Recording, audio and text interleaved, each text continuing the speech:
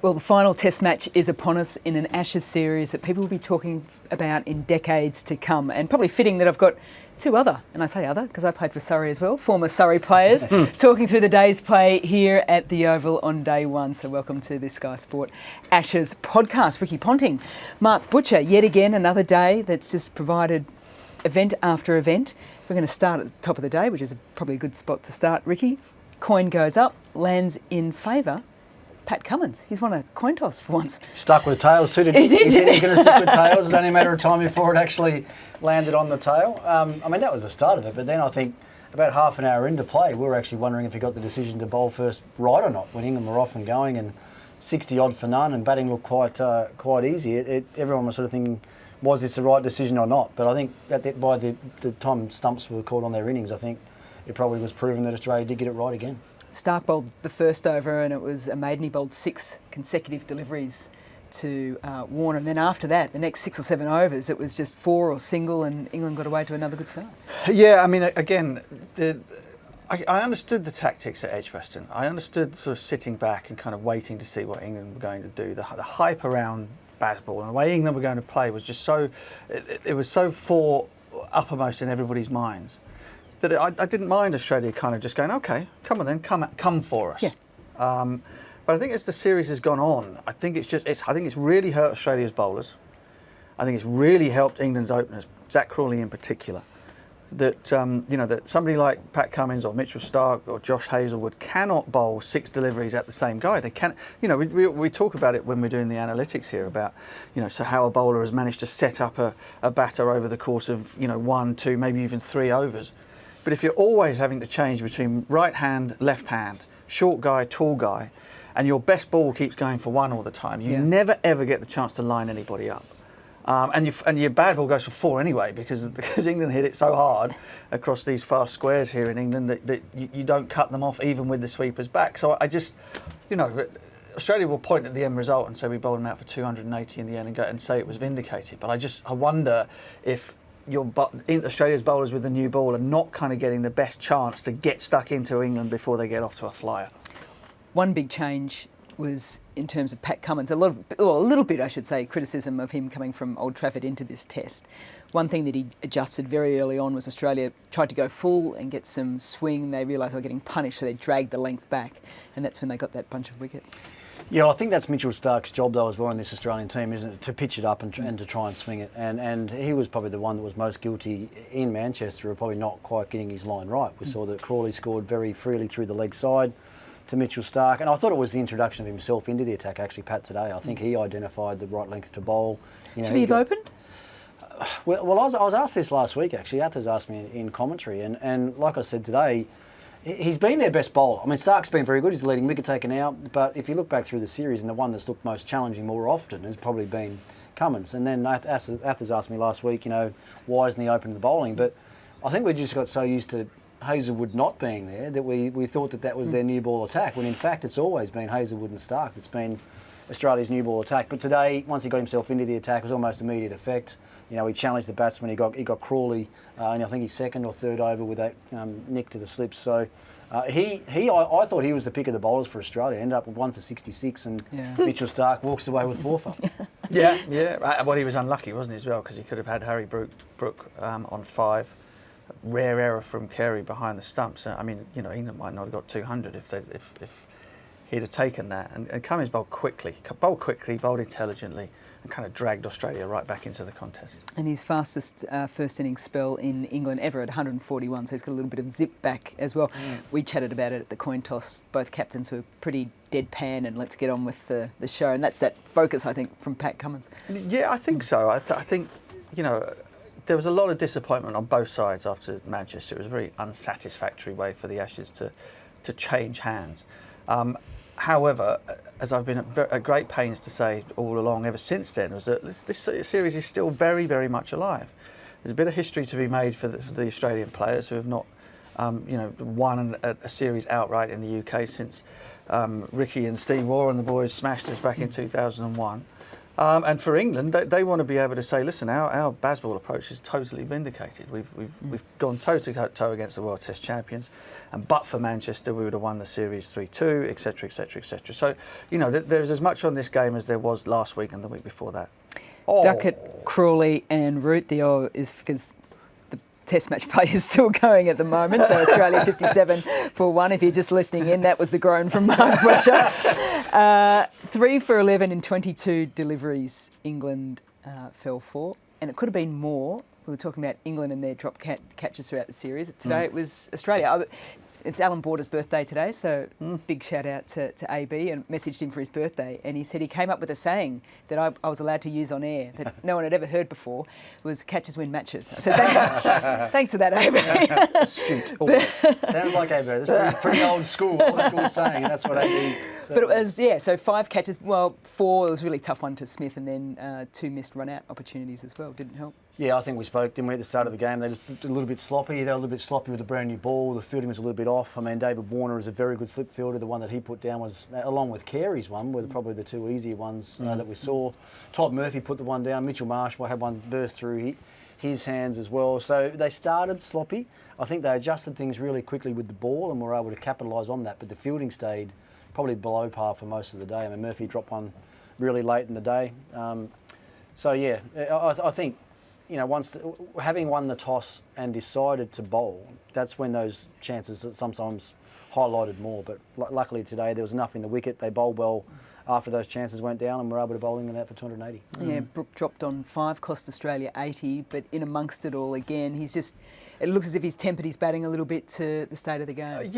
Ricky, I think, highlighted pretty well the sort of Brook's danger area is a ball wide of off stump. And kind of he went after 3 or 4 huge drives, balls that probably I would have gone back to, let alone trying to hit on the and got away with those early nicks, and then played some sublime shots. I mean, there was a little passage of play there where he drive through extra cover, very next ball, pull for 6, and then a few deliveries later hit the most peachy on drive you'll ever see. Just little flashes of what he can do as a player and how dangerous he might be for England going forward. What he will be for England going forward against all types of attacks in all types of places. So England were very thankful for him today. And a curious episode, wasn't there, with Moeen Ali came out and looked fine. Again, they went after him with a short ball. He evaded it, played it really well, and he looked to be in total control. In fact, I think I might have said on comms, it's bizarre to say that he's England's most sensible batter at the moment is Moeen Ali. And then he does a groin somehow, the most innocuous thing, just running up to the other end, not particularly quick single. And then the whole innings changed on that point. Now, they made the decision that Moeen was going to stay out there, but Moeen obviously could not move, so he basically had a slog.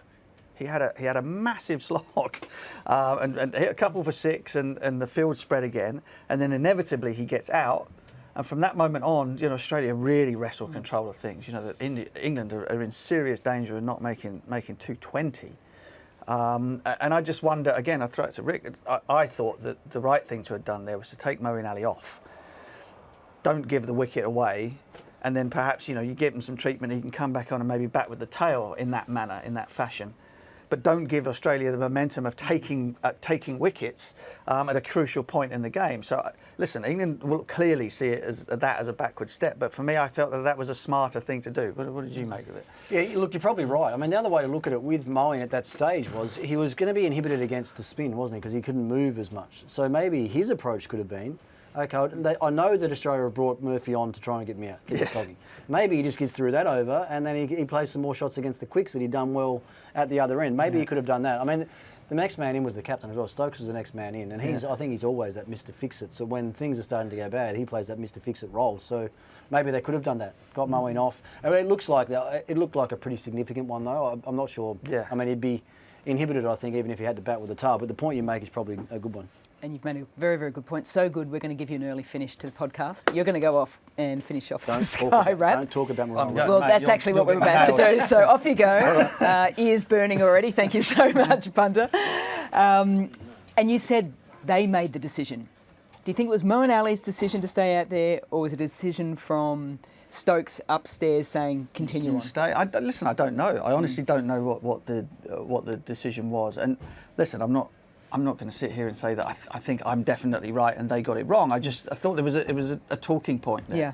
That there were two ways of going about it, and what you cannot deny is that what happened was that Mo then gets out, and then suddenly a massive clatter of wickets, and you know the game swings very much back to. I mean, how many times it happened in the series? It just swings backwards and forwards. You think one team's got it under control, and then the whole thing flips around for whatever reason. You know, it might be controversial stumpings, it might be injuries, who knows? But it just the game will not settle.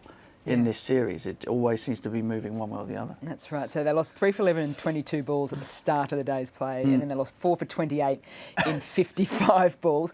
Murphy picked for this Test match for Australia. That was the only change for both sides. He comes in for Cam Green. I think a lot of questions was when was Pat Cummins going to turn to him? Yeah. And then all of a sudden he brought him on when Brook and Moeen Ali were out there. Brook averages 118 against spin, and we've seen what Moeen Ali does against spin in white ball cricket. But I think everyone, to a person in the commentary box, agreed it was the right time to bring him on. Yeah, absolutely. If you weren't going to throw in the ball earlier when the ball was flying around, the new ball was flying around the park, then that was the perfect time, because you knew that Moeen could not stretch his right leg forward to get forward. So he smashed it. You know, Murphy dragged his first ball down a little bit and got pinged through mid-wicket off the back foot. But the very next ball, he a little bit slower. Moeen couldn't get forward at it, had just a massive wipe and missed it and got bowled. And then suddenly, you know, he then whips Murphy off, doesn't need him anymore, brings the quicks back on, and suddenly you can go bang, bang, bang, bang, bang. And, you know, as I said, we're very lucky, I think, in the end to get to 280. I mean, it just shows you the sort of, you know, the talent, and the Mark Wood again comes out and has a swish, and England somehow managed to muddle themselves to 280. But, you know, I think, given what we saw in the first hour and how well the pitch played, that 350 was kind of par, batting first on this deck. Yeah. And so England are short of that at the moment. But they won't mind, because the game's moved forward fast. It certainly does. I mean, that's kind of always the mantra, is if you're not going to go huge, then make it happen quickly. Get yourself out there and try and take 10 wickets, which they've done very, very successfully over the course of the series. And you know, and then it will be them under pressure in that third innings. But I don't think they'll see it that way. They'll just see it as we'll come out and go hard again. We're just about to see the last ball of the day's play. Big mention also, it's that partnership that's growing for England. Woakes and Wood put on 49 off 54 deliveries to get England up to 283. Australia came out as we have a look at the last ball, which is left by Labuschagne, and that should be the end of the day's play. It is. Australia 61 for 1, still trailing by 222. Before we do go, I do want to have a chat about, well, we had the little tussle again between Warner and Broad. It was Woakes that got Warner for 24. I want to have a chat about Jimmy Anderson, because there was it was noticeable that there was just a lack of zip, ball dying before it gets through to Johnny's Bairstow, and everyone else is sort of getting it through at good pace.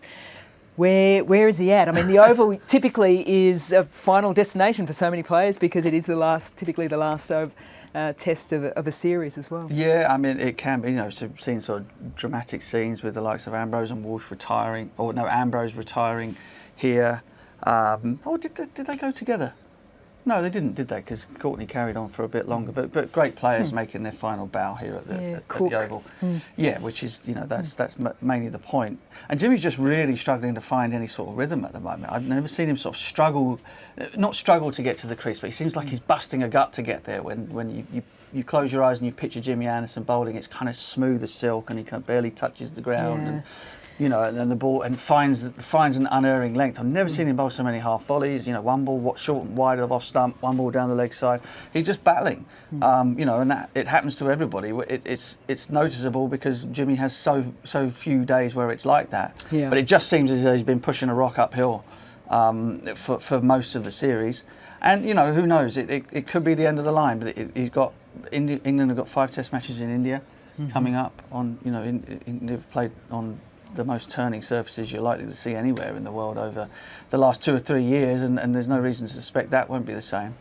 And you know, his advancing years, it's kind of, are England going to say, you know what, it's time for us to move on? I think that they would probably have a discussion with Jimmy Anderson and allow him to make the call whenever that comes. Hopefully it's not here, but if it is, it wouldn't be the first time.